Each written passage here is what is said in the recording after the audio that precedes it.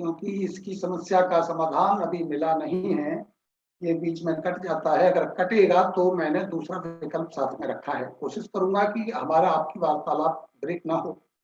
अगर फिर भी बीच में कहीं नेट का व्यवधान होता है, इस वजह से अगर हमारा बीच में कनेक्शन कट होता है, तो कृपया आप थोड़ा संयम रखें, धैर्य रखें, ताकि मैं दोबारा से रिकनेक्ट आपके साथ हो सकूं।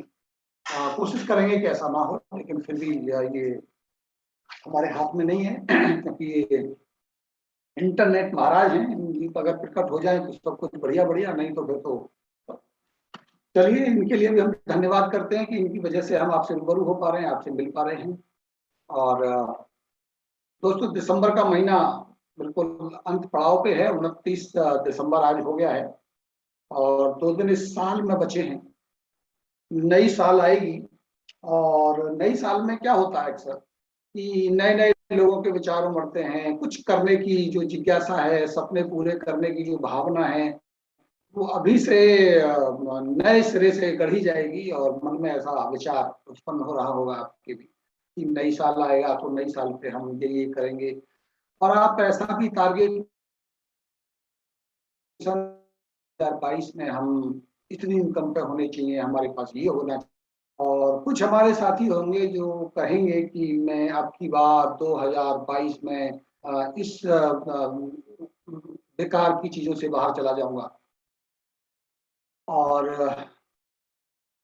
मैं ये चीज छोड़ दूंगा। कोई मदरा छोड़ेगा, कोई तंबाकू छोड़ेगा, कोई धूम्रपान छोड़ेगा, कोई गंदी आदतें छोड़ेगा।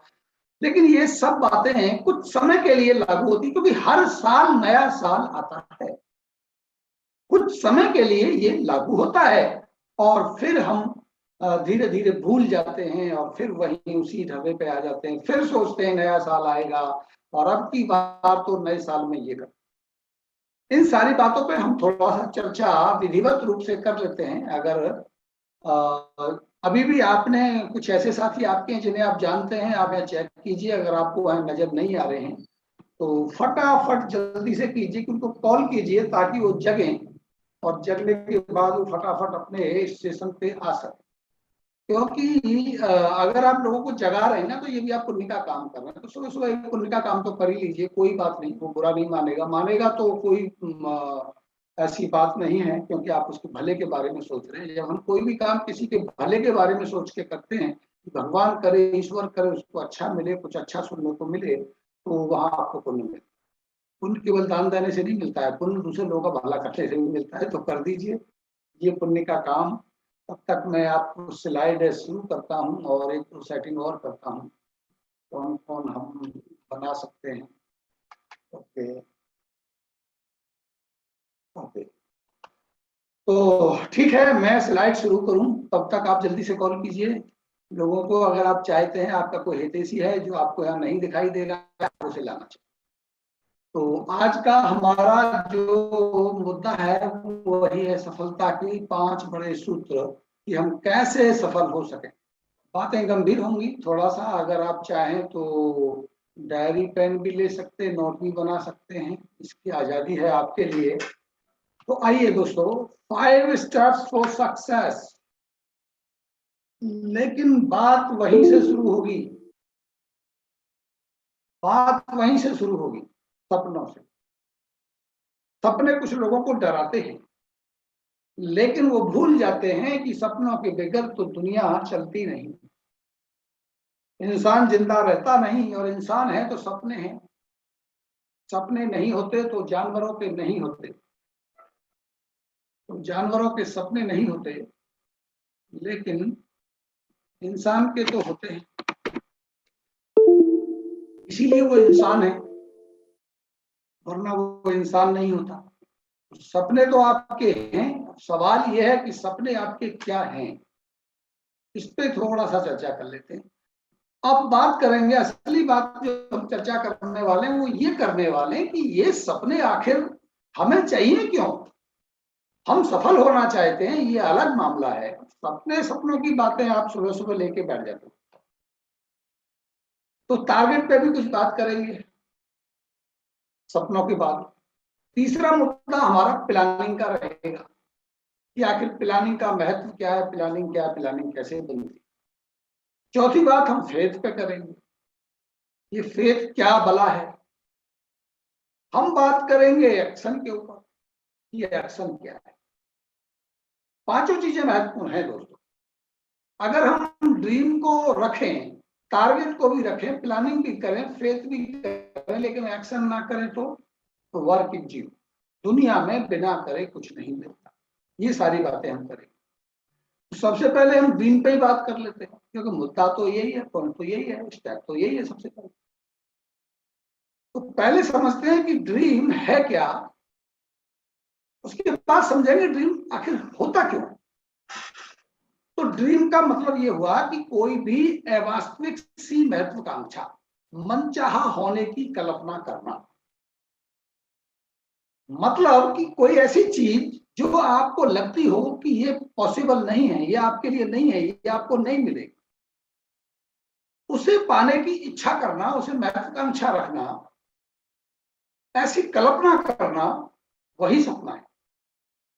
सपने का मतलब एक बहुत बड़ी कार, बहुत बड़ा घर नहीं होता, बहुत बड़ी इनकम नहीं होती।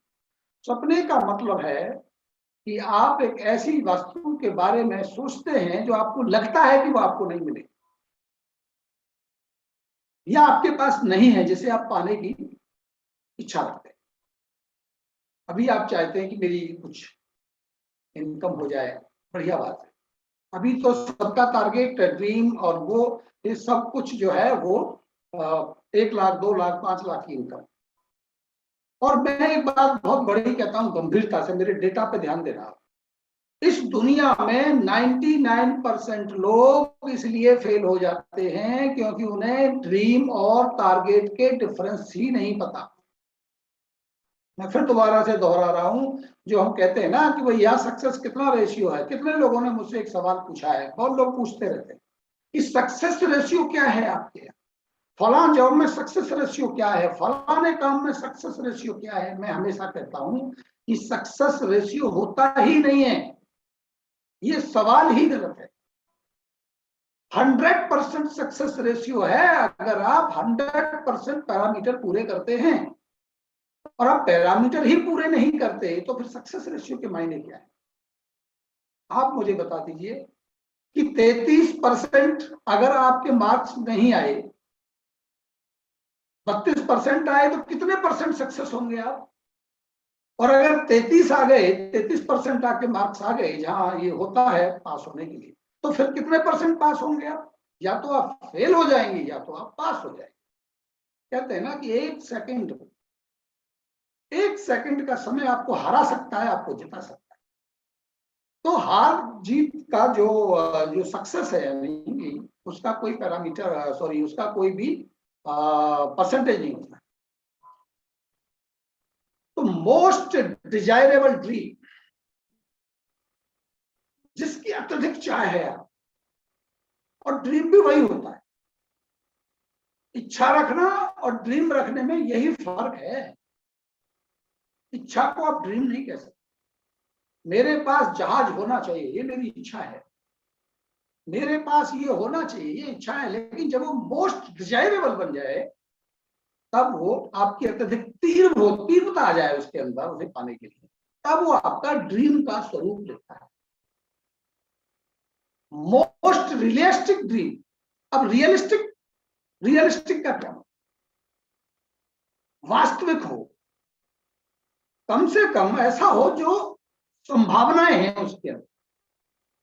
अब इसमें कई लोगों ने यह भी कहा है कि कुछ भी सोच लो मिल जाए, तो चांद पे घर बनाएंगे, सपना है मेरा, डिजायरेबल है, मैं तो मर जाऊंगा अगर ये नहीं मिला, बोलो क्या करना है इसके लिए मैं करूंगा। पॉसिबल है क्या। तो भाई साहब जाते जाते ही उम्र निकल लेगी अपनी। तो डिजायरेबल और वास्तविक, मैं तो अपने गांव में ना हेलीपैड बनाऊंगा अपना, खुद का हेलीपैड बनेगा मेरा। और लोग करते हैं ऐसी बातें, मैंने सुना है। वो अपने आप से भी मजाक कर, हो सकता है बना लें, अच्छी बात है, बट उसके कुछ तौर तरीके हैं। आपका घर हो सकता है, आपकी कार हो सकती है, दिखता है आपको, विजुअल हो रहा है, टूर ट्रेवल्स हैं आपके, अब सवाल ये है कि ये ड्रीम कब ड्रीम बनेगा, जब आप एक अच्छी सी डायरी बनाएंगे। अब देखो नई साल आ रही है और नई साल में आपको कुछ कैलेंडर खरीदने हैं घर में, कुछ आपको डायरियां खरीदनी है, नई नई तैयारियां आपने नई साल की करनी है।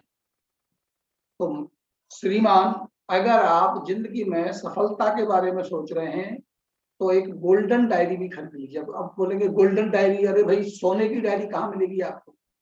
एक ऐसी डायरी खरीदिए जो आपको बहुत ज्यादा पसंद हो, जिसे आप बिल्कुल किसी को छूने भी ना दें, ऐसी खरीदिए। थोड़ी महंगी खरीदिए, अच्छी सी खरीदिए, बड़ी सी खरीदिए, और उसमें अपने हाथ से अपने सपनों को लिखिए। आप क्या चाहते हैं, इन सब के पीछे की कहानियां क्या हैं, क्यों ऐसा होगा कि ये हो जाएगा, ये सब आपको आगे बताएंगे। लेकिन आप अपने हाथ से पेन लेकर के लिखिए उसमें कि आप आखिर चाहते क्या है। तो उसे कहते हैं हम कि गोल्डन डायरी आप बनाए। बहुत सीधे सिंपल में बातें बता रहा हूं, बहुत सारी बातें अभी करनी है। एक विजन बोर्ड बनाइए, एक बोर्ड बनाइए घर में, बेडरूम में जहां आप सोते हैं, वहां आप पिक्चर्स लगाइए जो आप चाहते हैं। कार चाहते हैं, घर चाहते हैं, कैसा घर चाहते हैं, कैसी गाड़ी चाहते हैं, कौन से विदेश में जाना चाहते हैं, आप क्या क्या करना चाहते हैं अपने जीवन में, वो सारे मिशन विजन बोर्ड बना के वो बोर्ड लगाइए एक बार, अगर कुछ सोचे समझे, अगर आप सफल होना चाहते। जब आप ये काम कर लेते हैं तो विशेषकर जो वो पोस्ट हैं, आपके जो पोस्टर हैं, वो ऐसी जगह लगाएं जहां आपको ज्यादा दिखाई देते हो नजर पर। अगर आप ध्यान देंगे, मैं अभी यहाँ से नहीं दिखा सकता, लेकिन मेरे यहाँ छत पे भी एक स्टिकर लगा हुआ है। जब मैं लेटता हूँ तो नजरें ऊपर पड़ती। ये है अभी भी लगा हुआ, बहुत समय से लगा हुआ है, लोगों ने देखा भी है जो मेरे घर है। विजन बोर्ड भी है। अब हम उसको रिव्यू करेंगे दोबारा से। अभी नई साल जब शुरू होगी तो विजन बोर्ड को ठीक करेंगे, अपने पोस्टरों को ठीक करेंगे। नई साल का मतलब ये है, लेकिन टीम बोर्ड हम बनाएंगे, लगा रखे हमने लगे, तो आप भी लगे। अब सवाल ये आता है कि ये सब मैं क्यों बोल रहा हूं। देखो ये फोटो देखते ही मुझे ध्यान आ गया कि मैं ये सब बोल क्यों रहा हूं, इससे फर्क क्या पड़ता है। अरे भाई ठीक है, मेरे मन में है, मुझे कार लेनी है, मैं जानता हूं मर्सिडीज बहुत अच्छी होती है, मर्सिडीज मैंने फील करके देखी है, मैं गया था, मैं बैठा था, दोस्त की गाड़ी में घूमा था, मर्सिडीज बहुत अच्छी गाड़ी होती है, इतना तो सुनते हैं रोज। क्या उसकी पिक्चर लाओ लगाओ ये सब। तो दोस्तों इस चित्र को जो आप देख पा रहे हैं, इससे आपको एक एहसास होगा, इससे आपको एक बात समझ में आएगी कि labour pain during the delivery, अगर आप इसको समझ लें, इस फोटो लगाने की मैं महत्व बता रहा हूं आपको, कि एक महिला, एक माँ जब गर्भवती होती है तो उसे कितना कष्ट होता है, और जब उसे डिलीवरी होती है तब उसको कितना पेन होता है। पहले इसको एहसास करिए आप एक बार। What can hurt more than give birth. हड्डी जो टूटती है ना, हड्डी, कितना पेन होता होगा जब किसी की हड्डी टूटती।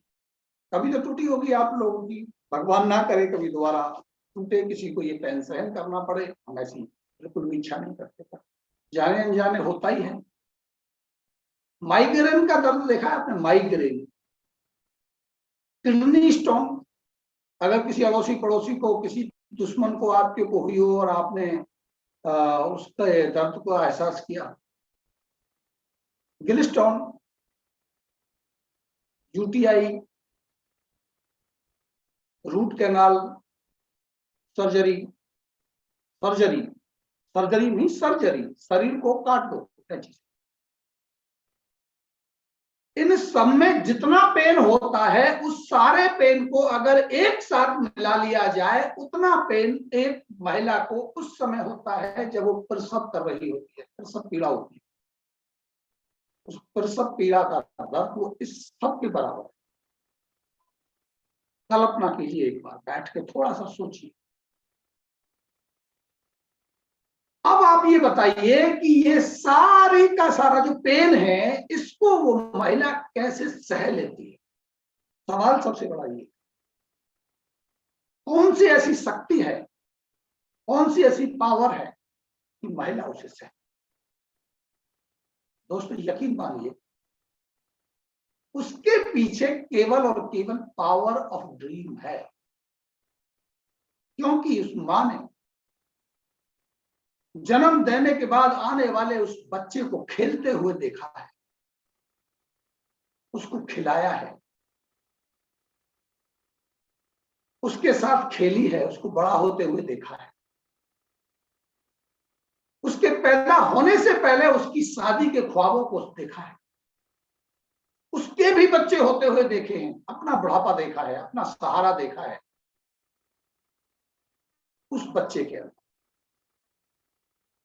और इसीलिए हर घर में जब आप देखेंगे तो आपको बच्चों के फोटो दीवारों पे नजर लगे आते हैं, क्योंकि जब वो फोटो उनकी आंखों के सामने आता है तो उस महिला को, उस माता को, उस बहन को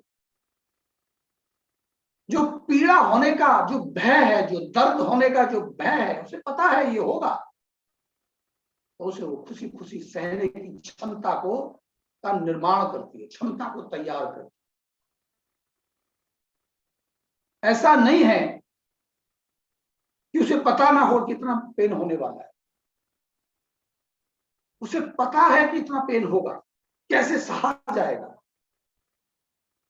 लेकिन वो पहले से ही अपने दीवारों पे पोस्टर लगा के, बच्चों को खिला के, बच्चों को, दूसरे के बच्चों का एहसास करके अपने अंदर ड्रीम विजुलाइज करती है, अपने मन के अंदर, दिमाग के अंदर इस बात को बिठाती है कि ये जो पेन होगा वहां ध्यान न जाए और उन खुशियों पे ध्यान चला जाए, उस बच्चे की किलकारियों पे ध्यान चला जाए, आंगन में खेल रहे उस बच्चे की जो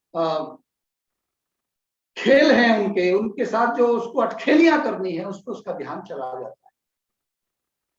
और केवल ध्यान नहीं चला जाता है, उसका दिमाग इस बात के लिए तैयार हो जाता है कि वो इतने बड़े कष्ट को सह लेगा। अगर उस माँ को ये रिसर्च की गई कि एक महिला को इन सारी चीजों से, बच्चों की खुशियों से दूर रखा जाए, उसको दिखाया ना जाए, तो वो कभी भी बच्चे का जन्म देने के लिए तैयार नहीं होगी। और ऐसा देखा गया है, बहुत सारी माताएं बहनें हैं जो शादी करने से डरती हैं। वो कहते हैं मैं शादी नहीं करनी, नहीं मुझे इस चक्कर में नहीं पड़ना कि मैं घर परिवार बसाऊं। और किया बहुत लोगों ने, पूरा जीवन ऐसे लगा दिया। उसके पीछे कहीं ना कहीं ये पाया गया कि वो बच्चों से प्यार कम करती है, उनका लगाव नहीं है बच्चों के अंदर, उनको लगता है कि नहीं मुझे नहीं, बच्चे मुझे अच्छा नहीं लगता बच्चा मेरे साथ खेले, उनकी भावना ऐसी पाई गई। और उसके बाद जब ये देखा गया तो उनके अंदर ये भावना पाई गई कि वो शादी से बचती है ताकि उन्हें बच्चे को जन्म न दे। वो कहीं ना कहीं जो फियर है, वो डर है पेन का, वो कहीं ना कहीं डराता है। ऐसी रिसर्च, ऐसी रिपोर्ट है, मैं इसको 100% अपनी तरफ से मैं इसको प्रमाणित नहीं करता, लेकिन ऐसी रिपोर्ट है। कहने का मेरा मतलब ये है दोस्तों कि जब आप ड्रीम लेते हैं, ड्रीम को विजुलाइज करते हैं, विजुलाइज तब होता है जब पिक्चर आपके घर में होती है, तो आपके ऊपर आने वाले उन कष्टों को कम किया जाता है। आपका दिमाग इसके लिए तैयार हो जाता है कि जब लोग आपको मना करेंगे, लोग आपको घर से भगाएंगे, लोग आपको गालियां देंगे, लोग आपके बिजनेस को छोड़ के चले जाएंगे, लोग जब ये नहीं कर रहे होंगे, मना कर रहे होंगे, तब जो आपको दुख होने वाला है वो दुख कम हो जाए और आपको उस दुख का एहसास नहीं होगा।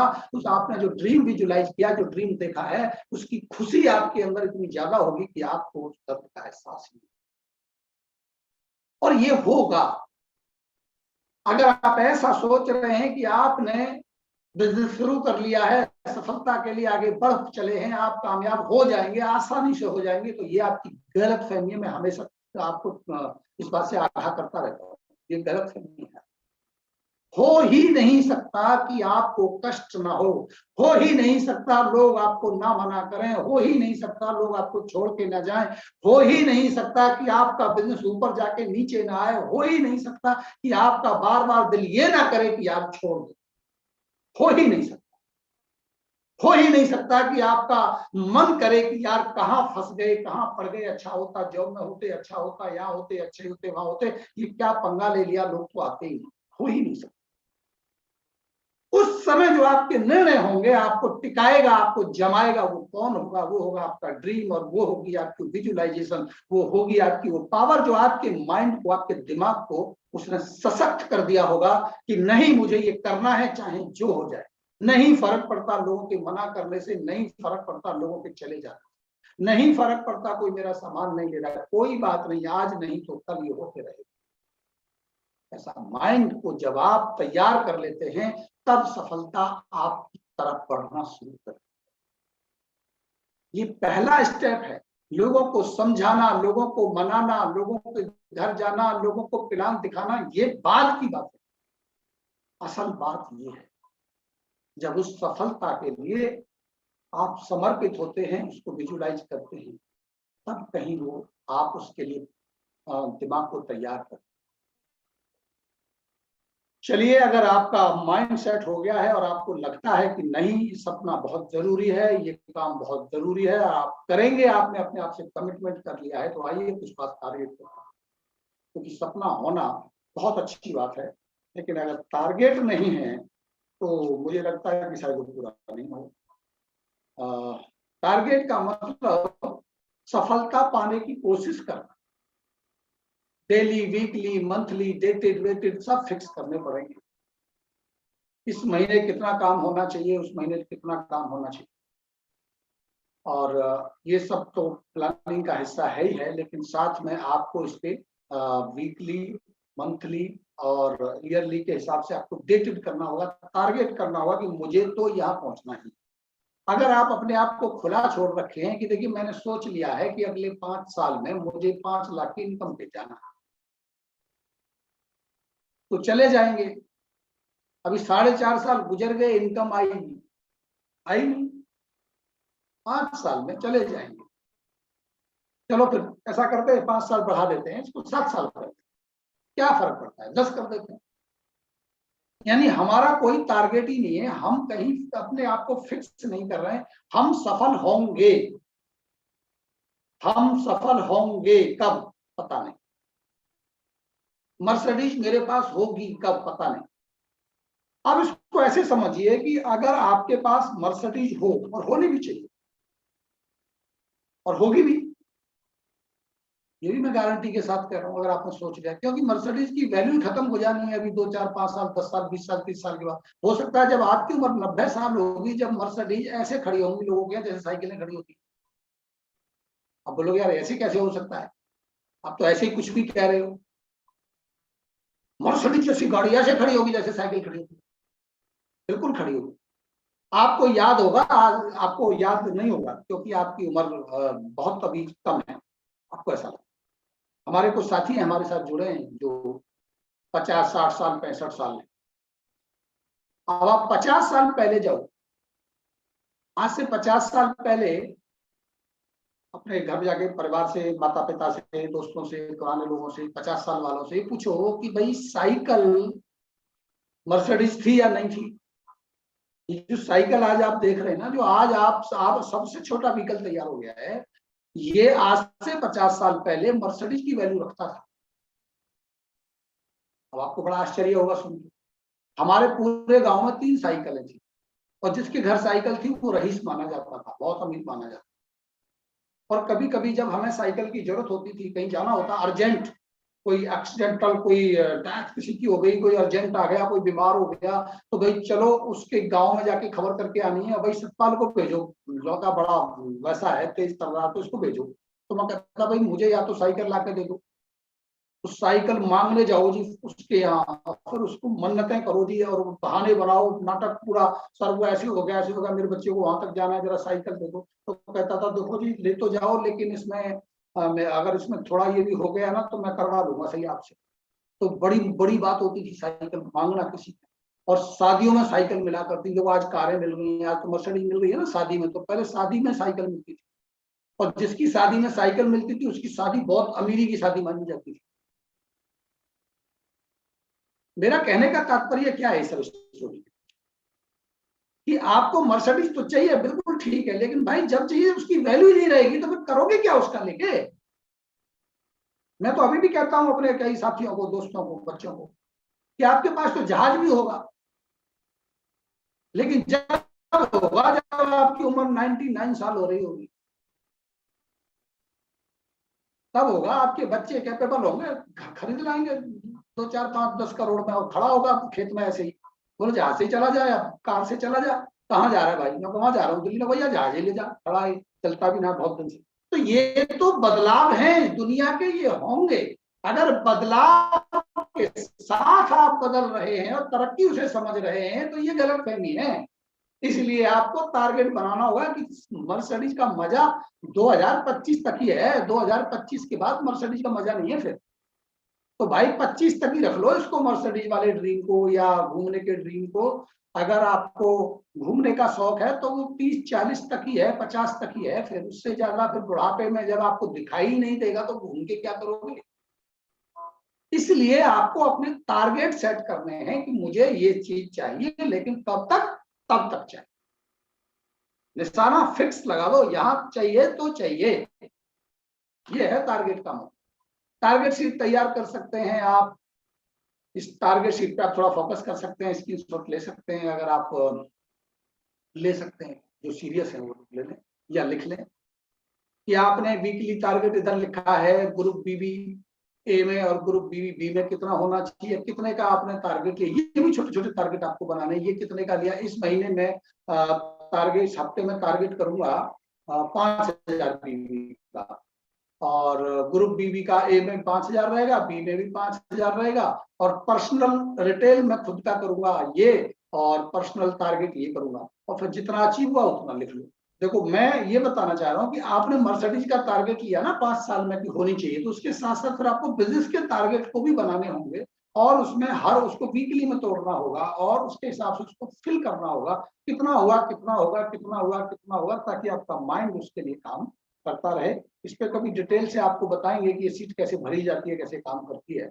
और जैसे देखिए 1 2 3 4 हफ्ते हो गए, इसमें टारगेट मान लिया महीने में आपने जाना है 55,000, और इधर करना है 60,000 50,000 की मशीन आपने टारगेट लिया है, तो इसको आप ऐसे भागों में बांट देंगे। पर वीक में आपने 20,000, फिर दूसरे हफ्ते में 20,000, फिर तीसरे हफ्ते में 5,000, चौथे हफ्ते में 10,000, ऐसे मिला के आपको 55,000 करना है। पहली बार पहले हफ्तों में टारगेट आपको ज्यादा रखना है, और धीरे धीरे, क्योंकि जब आपका टारगेट नहीं हो पाएगा कई बार पहले हफ्ते वाला, तो वो प्लस होता जाता है अगले वाले हफ्तों में, इसलिए अगले वाले हफ्तों में थोड़ा सा कम रखा है और पहले वाले हफ्तों में ज्यादा रखा है। खैर इस पर कभी डिटेल चर्चा करेंगे।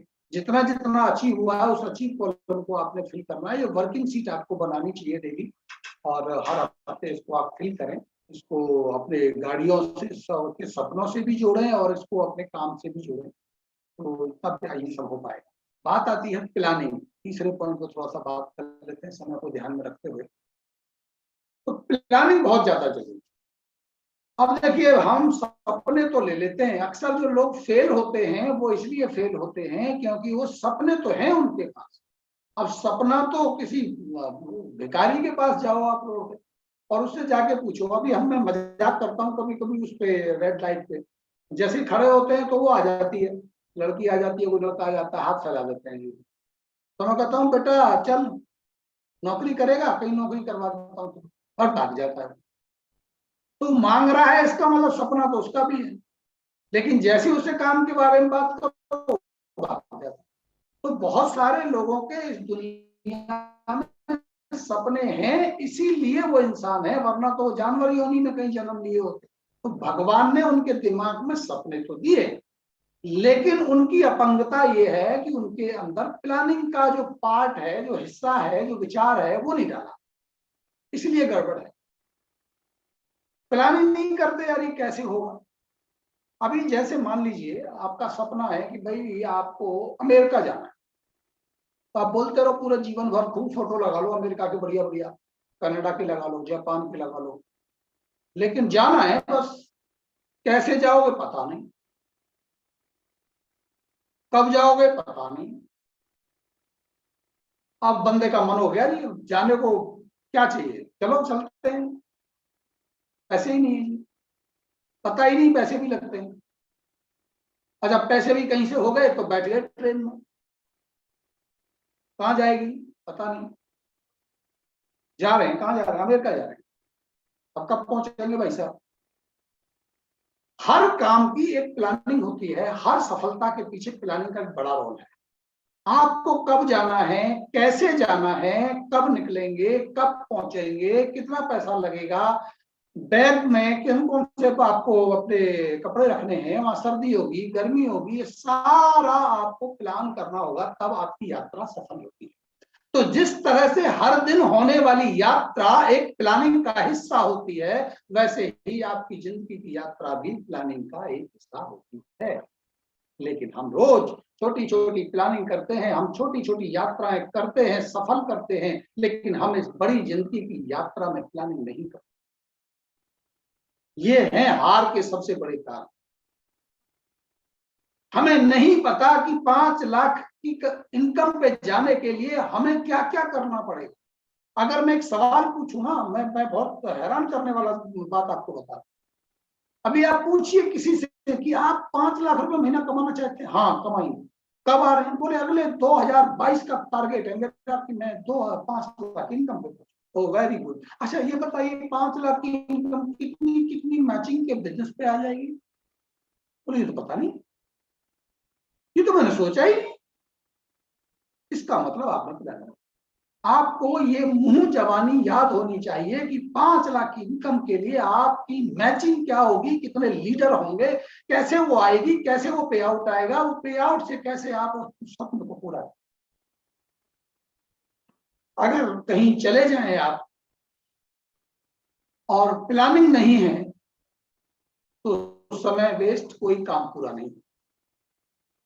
अभी घर से निकलेंगे तो प्लान करेंगे कि चलो यहाँ से हम यहाँ जाएंगे, बनारस जाएंगे, पटना जाएंगे, गया जाएंगे, गोवा जाएंगे, ये जाएंगे, वो जाएंगे, कब जाएंगे, कब आएंगे, सब डायरी में नोटेट कीजिए, प्लानिंग कीजिए, और अपने अपलाइन के साथ बैठकर इस बिजनेस की प्लानिंग कीजिए कि कब कितने लेवल पे जाना है, कब कितना आपके लीडर्स को क्रिएट करना है, कब कितने पीवी आपको चाहिए, कब कितना आपको बिजनेस चाहिए। अगर आप दूसरी किसी सफलता की बात कर रहे हैं, दूसरे किसी काम में अगर आप सफल होने की बात कर रहे हैं, तो आपको हर एक को प्लानिंग बनानी पड़ेगी कि आपको एग्जाम कैसे देना, किताब कौन सी पढ़नी, किस समय पढ़ना, किस समय करना, क्या करना नहीं करना, सब कुछ आपको लिखना पड़ेगा। सब प्लानिंग का हिस्सा है, बिना प्लानिंग के सफलता नहीं मिलती। जितना चाहे ड्रीम बना लीजिए, जितना चाहे आप टारगेट ले लीजिए, अगर प्लानिंग का पार्ट आप मिस कर गए, गलत कर गए, तो आप कामयाब नहीं होंगे। प्रॉपर प्लानिंग होनी चाहिए, टीम के साथ करो, लीडर के साथ करो, रिटेल की करो, कस्टमर बनाने की करो, सब करो, लेकिन इसके बाद फेथ करो, विश्वास करो। फेथ है, चौथा पॉइंट है फेथ। हम प्लान भी कर लें, हम गोल भी कर लें, हम टारगेट भी लगा लें, हम ड्रीम भी ले लें, सारे काम हम कर लें, लेकिन ये होगा कि हमें खुद कोई भरोसा नहीं, खुद ही नहीं पता ये होगा कि नहीं। फेथ बहुत ज्यादा जरूरी है, फेथ को डेवलप करना पड़ता है, फेथ को लाना पड़ता है, फेथ को बनाना पड़ता है। फेथ किसी दुकान पे, किराने की दुकान पे, किसी मार्केट में नहीं मिलता, इसे खरीदा नहीं जा सकता। और ऐसा नहीं है कि हम फेथ हमें नहीं है, हम नहीं करते, लेकिन हम अपनी सफलता के मामले में इसमें सबसे पीछे हैं। जहां बात सफलता की होगी वहां फेथ में गड़बड़ है, जहां बात बेकार की होगी वहां फेथ ही फेथ, जिसका कोई महत्व नहीं, वहां हम फेथ का। फेथ हमारी जिंदगी का एक हिस्सा है, लेकिन सफलता में फेथ कहीं ना कहीं आपको चुनौती देगी। शक होता है मैं हर बात, मैं हो पाऊंगा, मैं कर पाऊंगा, 5 लाख आ जाएंगे मुझे। हम समझा रहे हैं भाई उसको आते नहीं, उसको आते मुझे आएंगे। अरे मैं तो निकम्मा पैदा हुआ, मैं तो निकारा पैदा हुआ, मेरे से तो कुछ होता ही नहीं, मैं तो ये कर ही नहीं सकता, खुद को ही फेथ नहीं।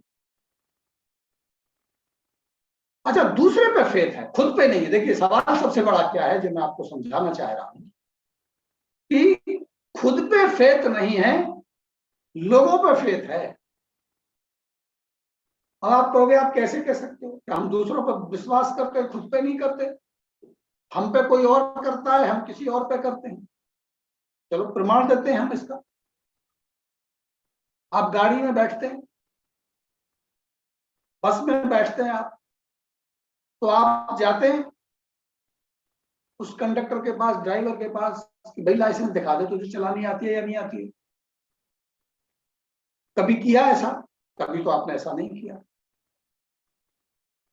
तो आपको कैसे पता कि उसको चलानी आती है?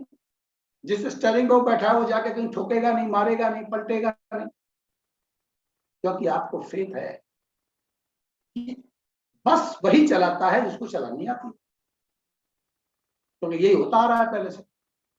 उस सीट पर बैठा है, वो ड्राइवर है, तो आपने मान लिया कि ठीक ही चलाएगा, बैठ के दे दी अपनी जिंदगी उसके हाथ में। भरोसा ही तो किया, तभी तो दे दी। अगर आपको शक हो जाए कि ये मार सकता है तो आप बैठ पाएंगे क्या? बताओ, ये भरोसा है या नहीं है? ये फेथ है या नहीं?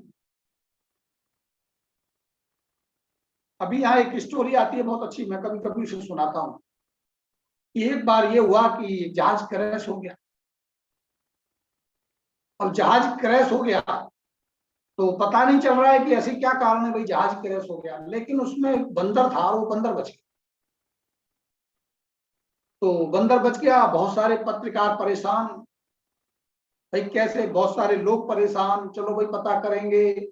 वहां गए, वहां कोई आदमी तो नहीं था, लेकिन बंदर बाबू जिंदा बच गए। बंदर तो बहुत बंदर ही होते हैं। अब पत्रकारों ने कही शायद इससे कोई सुराग मिले, तो उसके पास गए, उसके मुंह पे जाके माइक लगा दिया। अब बंदर बोले तो है नहीं, उन्होंने भाई ऐसे सवाल पूछो कि हाँ ना में जवाब दे दे। तो पत्रकार ने पूछा उस बंदर से कि बंदर बाबू ये बताओ कि जब जहाज उड़ रहा था तो तुम कहाँ थे? मैंने उनसे पूछा कि भाई जब जहाज उड़ रहा था तो एयर होस्टेस क्या कर रही थी? तो उसने आंख बंद करके ऐसे बोला, बोले एयर होस्टेस सो रही थी। बोले अच्छा यात्री क्या कर रहे थे, कोई झगड़ा वगड़ा तो नहीं हुआ, ऐसे पता करना था। बोले यात्री क्या कर रहे थे? तो कह रहे यात्री भी सो रहे थे। बोले भाई वाह। तो पायलट क्या कर रहा था? तो उसने कहा कि सो रहा था। पायलट भी सो रहा था? बोले पायलट भी सो रहा था, एयर होस्टेस भी सो रही थी, और अंदर सारी सवारियां सो रही थी। तो बोले आप क्या कर रहे थे? तो कहता है कि मैं जहाज उड़ा रहा था। यानी जहाज के कॉकपिट में उस जहाज को बंदर उड़ा रहा है या पायलट? कभी चेक किया अंदर जा? करते ही नहीं है, क्योंकि फेथ है। लोगों के ऊपर है, सिस्टम के ऊपर है, पड़ोसी के ऊपर है, इसके ऊपर है, उसके ऊपर है। खुद की जब बात आती है तो फेथ नहीं। तो आपको फेथ बढ़ाना होगा। जब फेथ आएगा तब सक्सेस आगे बढ़ेगी। ये चौथा पहिया है सक्सेस। आपको अपने गॉड के ऊपर, भगवान के ऊपर भरोसा करना होगा कि भगवान ने ऐसी व्यवस्था बनाई है कि जो मेहनत करता है वो सफल होता ही है। जो सफलता की कीमत चुकाता है वो सफल होता ही है। हो ही नहीं सकता कि जिसने सफलता की कीमत चुकाई हो और वो कामयाब ना हुआ हो। एक भी ऐसा नहीं, प्रमाण नहीं है पूरी दुनिया, क्योंकि भगवान किसी के साथ धोखा नहीं करता। जब एक व्यक्ति किसी मजदूर की मजदूरी नहीं मारता तो आप तो उस भगवान पे शक कर रहे हैं। तो भगवान जो सबका दाता है, जो सबका जन्मदाता है, जो सबका माई बाप है, वो आपकी मजदूरी कैसे मारे? आप मेहनत करिए, ईमानदारी से करिए, ताकत के साथ करिए, मजदूरी करिए भगवान की। ऐसा हो ही नहीं सकता कि ईश्वर आपको उस मेहनत का मेहनताना ना दे। ये भरोसा है आपको? अगर आप शक करते हैं अपनी कामयाबी के ऊपर, अगर शक करते हैं आप अपनी सफलता के ऊपर, अगर शक करते हैं आप अपनी मेहनत के ऊपर और आपको लगता है कि मैं मेहनत करने के बाद सफल नहीं हुआ, तो इसका मतलब ये साफ है कि आपको शक है अपने भगवान के ऊपर, आपको शक है अपने ईश्वर के ऊपर, आपको शक है अपने उस इष्ट देव के ऊपर जिसे आप हो ही नहीं सकते कि आप मेहनत करें और वो आपको ना। तो आपको अपने भगवान पे भरोसा बढ़ाना है।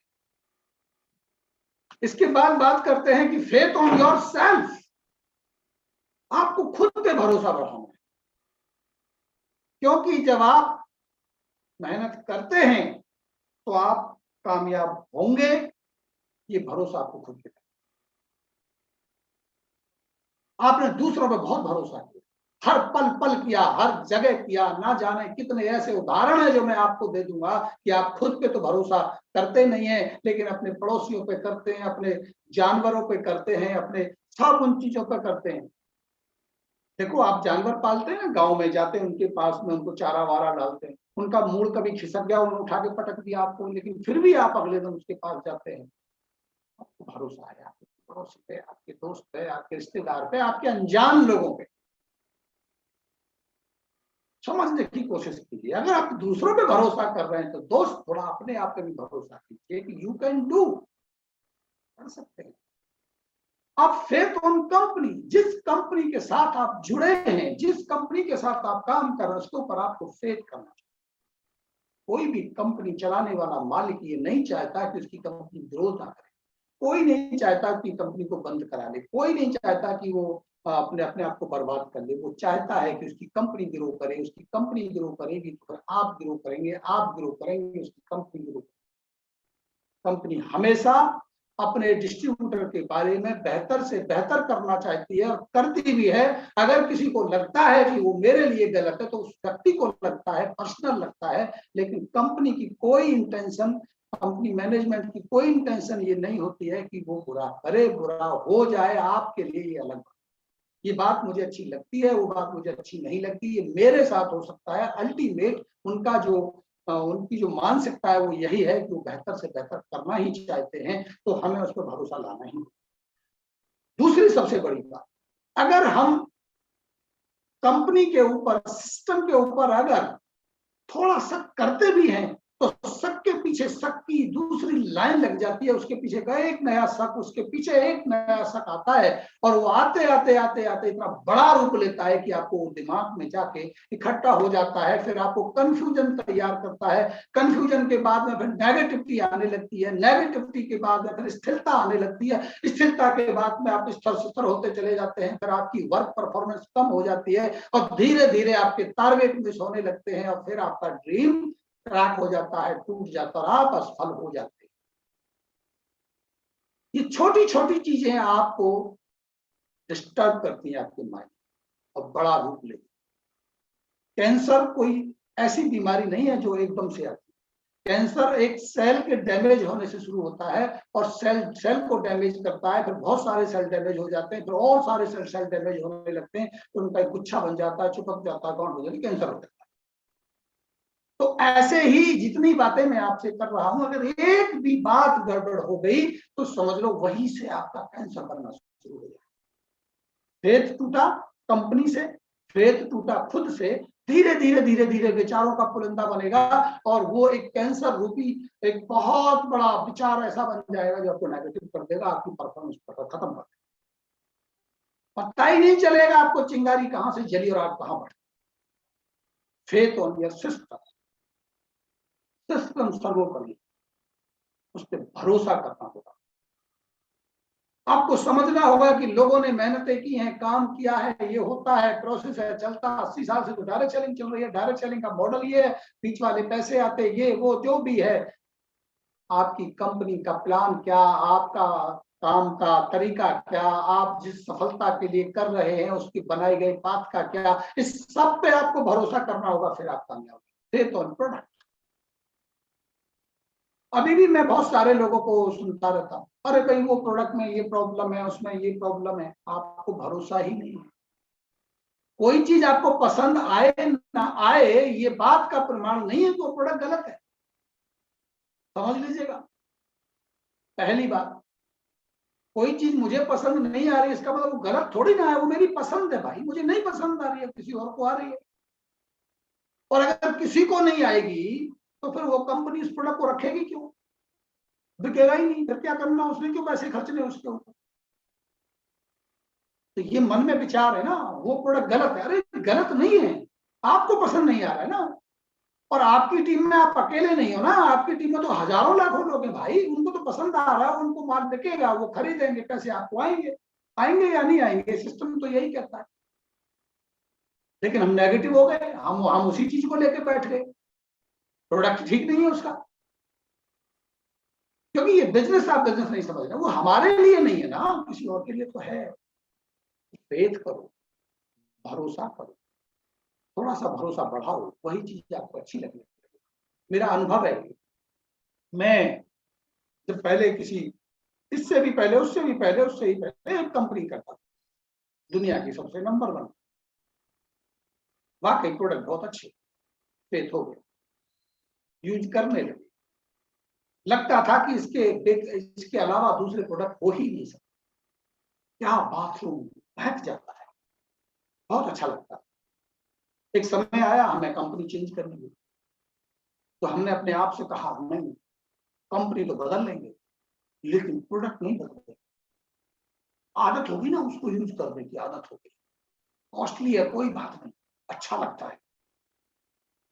लेकिन जब कंपनी बदली तो सिस्टम तो यही कहता है कि आपको तो यूजर बनना पड़ेगा, और खुद यूज नहीं करोगे तो दूसरे को कैसे बताओगे।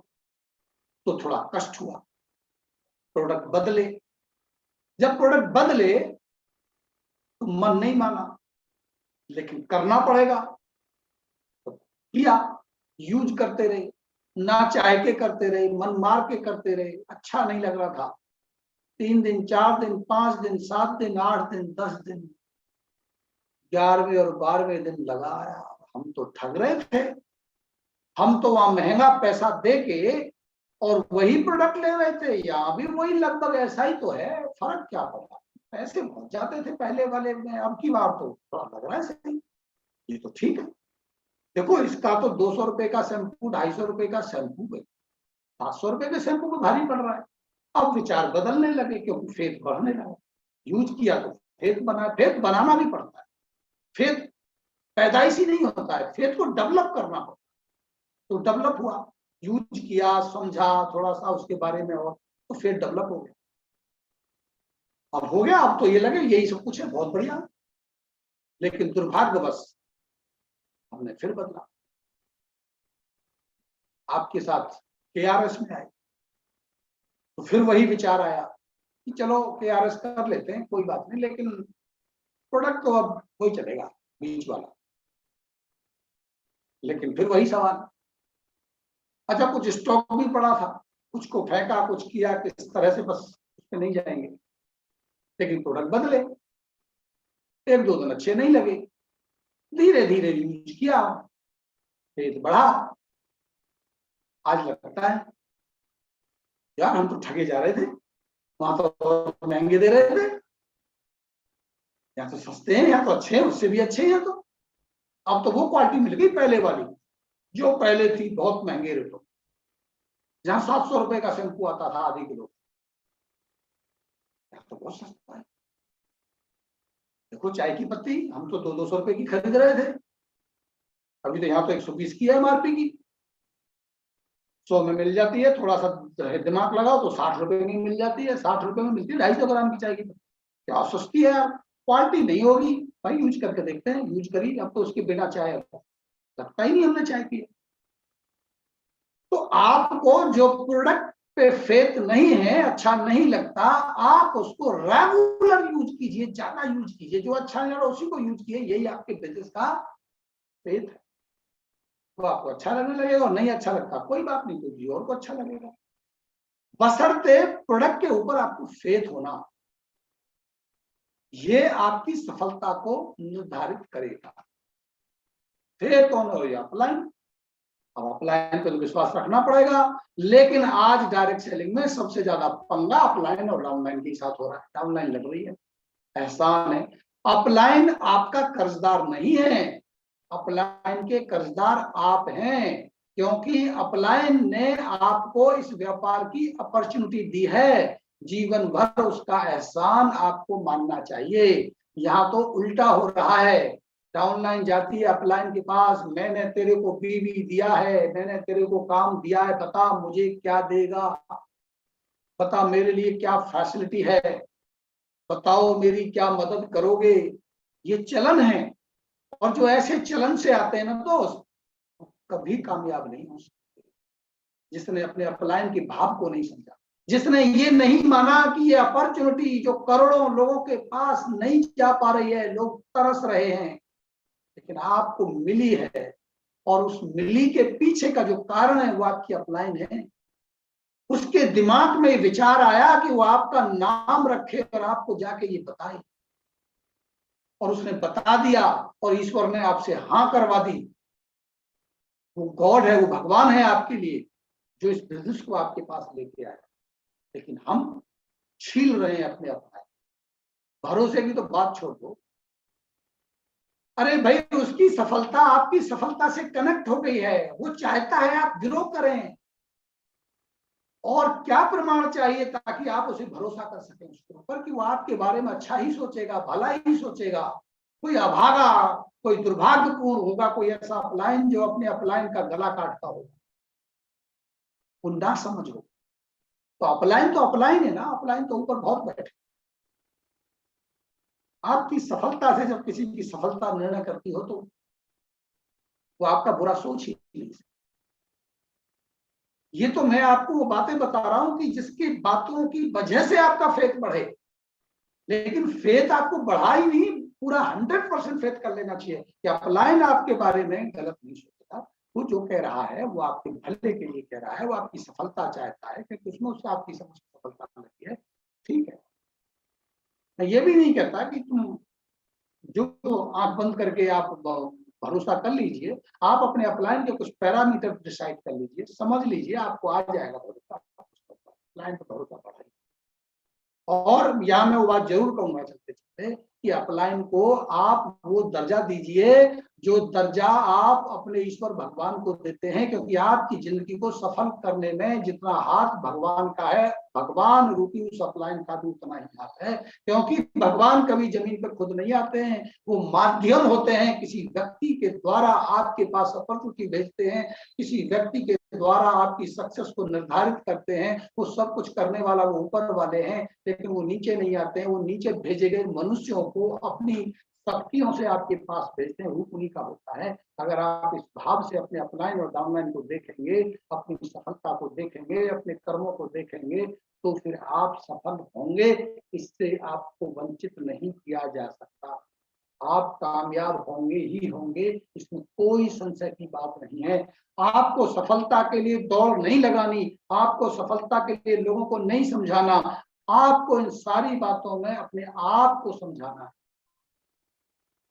जब तक हमारे भाव अच्छे नहीं होंगे, हमको सफलता मिलेगी।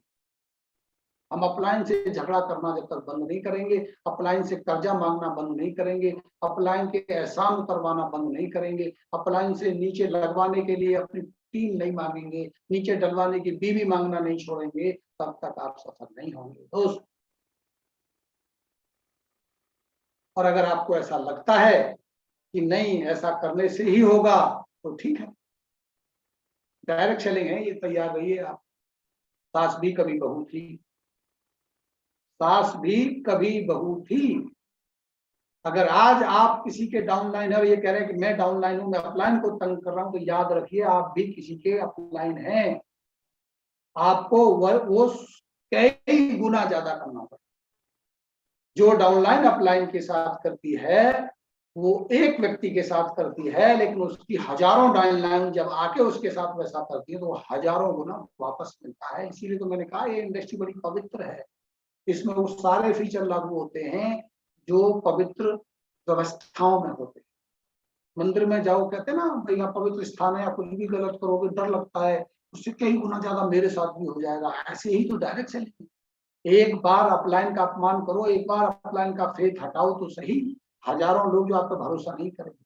अगर आप अपने एक अपलाइन पे भरोसा नहीं करते ना, तो लाखों लोग, हजारों लोग आप पे भरोसा क्यों करें? क्योंकि आप भी तो अपलाइन हो। तो दोस्त, भरोसे को बढ़ाइए, पैदा कीजिए। फेथ ऑन डाउन लाइन, ये दोनों कवर मैंने कर लिए। इसके बाद जब आपका फेथ डेवलप हो जाए, जब आपका प्लानिंग हो जाए, जब आपका ड्रीम तैयार हो जाए, तो फिर आपको कर्म तो करना पड़ेगा। खाली रूम में बैठ के और अगर आप ये सब सोचते रहे, मैं सोचता रहूं, तो सफलता नहीं मिलेगी। कदम तो बढ़ाना पड़ेगा। बड़ी से बड़ी सफलता की यात्रा पूरी करने के लिए एक कदम आपको आगे बढ़ाना ही होगा। कर्म आपको करना ही होगा, एक्शन आपको करना ही होगा। अब मैं आपको बता देता हूँ कि एक्शन क्या करना है। फटाफट, समय हो गया है, मेरे को समझ में ही नहीं आया कितना जल्दी से समय हो गया है। तो काम क्या करना है? यहाँ काम बहुत आसान है। 4 काम ये करने हैं कि आप अपनी लिस्ट बना लीजिए, आप अपने कॉन्टेक्ट इनवाइट कीजिए, आप लोगों को जाके इस अपॉर्चुनिटी को शेयर कीजिए, दिखाइए, उनको भेजिए कि भाई भगवान रूपी स्वरूप लेकर के जाइए कि ये अपॉर्चुनिटी आपके लिए है, आपकी जिंदगी बदल सकती है, आपके आने वाले जनरेशन की जिंदगी बदल सकती है, आप सफल हो सकते हैं। ये कहने का हक है। आप जाकर लोगों को बताइए और उनके सवाल जवाब, जो भी उनके मन में सवाल आते हैं, उनको पूरा कीजिए। यही तो काम है। और क्या काम है इसमें? जो अपॉर्चुनिटी आपको अच्छी लगती है, तो आप ये बात लोगों को बताएं। क्या है तरीके? 9 कोर और हैं। 4 बेसिक हमने बता दिए, इस पर हम अलग से ट्रेनिंग लाने वाले हैं, एक एक स्टेप पे ट्रेनिंग लाने वाले हैं। 9 कोर क्या करने हैं आपको, 9 ऐसे काम जो आपको रोज करने हैं, वो क्या करने को ध्यान रख लीजिए। आपको किताबें पढ़नी है, आपको खुद को बदलने के लिए किताबें पढ़नी ही होंगी। मैं 1 दिन मीटिंग करूंगा, 2 दिन मीटिंग करूंगा, मैं करूंगा, वो लोग नहीं करेंगे जो इस दुनिया में नहीं है, लेकिन इतिहास रच के गए हैं। उनके किए गए कर्मों को, उनके किए गए कामों को उस किताबों के अंदर डाला गया है, उनकी सीख को डाला गया है। जो अमेरिका में रहते हैं, जो हमारे शहरों से दूर रहते, हमसे दूर रहते, हमें कभी नहीं मिल सकते, हम उनके विचारों को, हम उनके किए गए कामों को किताबों के माध्यम से सीख सकते और समझ सकते। हमें हर दिन किताब पढ़ने की आदत डालनी होगी। ऑडियो वीडियो हमें पॉजिटिव सुनने होंगे, मीटिंग और सेमिनार करने होंगे। ये सब कुछ पार्ट टाइम में हो जाता है। प्रोडक्ट हमें यूज करना ही होगा, सौदा प्लान हमें दिखाने ही होंगे, और कस्टमर हमें कुछ बनाने ही होंगे। 2 4 5 10 कस्टमर बनाइए। टीचेबल हमें रहना ही होगा और अकाउंटेबल हमें रहना ही होगा, और साथ में काउंसलिंग की गिविंग असाइन करना ही होगा। 9 ये ऐसे काम है जो आपको अपनी दिनचर्या में रोज करने हैं, और साथ में करने हैं 3 कार्डिनल अप्लाई अपने ऊपर। 3 ऐसे नियम इस डायरेक्ट सेलिंग के विशेषकर या सफलता के लिए, कि जो आपको अपने जीवन में अपने लिए अप्लाई करने हैं। ये काम है जो आपको करने होंगे। इसके ऊपर हम अलग से चर्चा करेंगे कि इनको कैसे किया जाए, इनका महत्व क्या है। तो मैं समझता हूँ समय हो गया है आपका, और आज के लिए शायद इतना ही काफी है। तो ये 5 काम जो करेगा वही सफल होगा। जो ये 5 काम में से एक काम भी नहीं करेगा, वो 100% फेल होगा, इसकी गारंटी है। क्योंकि मैंने शुरुआत में ही कहा था कि सफलता के लिए 100% बनाए गए पैरामीटर को ही पूरा करना होता है। 1% भी अगर आप पैरामीटर को पूरा नहीं करते, तो आप 100% फेल हो जाते हैं। तो ये था आज का सेशन। अब मैं यहाँ से चाहता हूँ कि मैं आपसे विदा लूं, और आज के सेशन को हम समाप्त करें। कल हम फिर मिलेंगे। अगर कोई अपनी बात रखना चाहते हैं, कुछ कहना चाहते हैं, समय किसी के पास है, हमारे साथ कोई होस्ट को होस्ट है, तो वो फटाफट, उनको इजाजत है कि बात कर सकते हैं। लेकिन यहाँ से आपको कोई इजाजत नहीं दी जाएगी, क्योंकि समय पूरा हो गया है।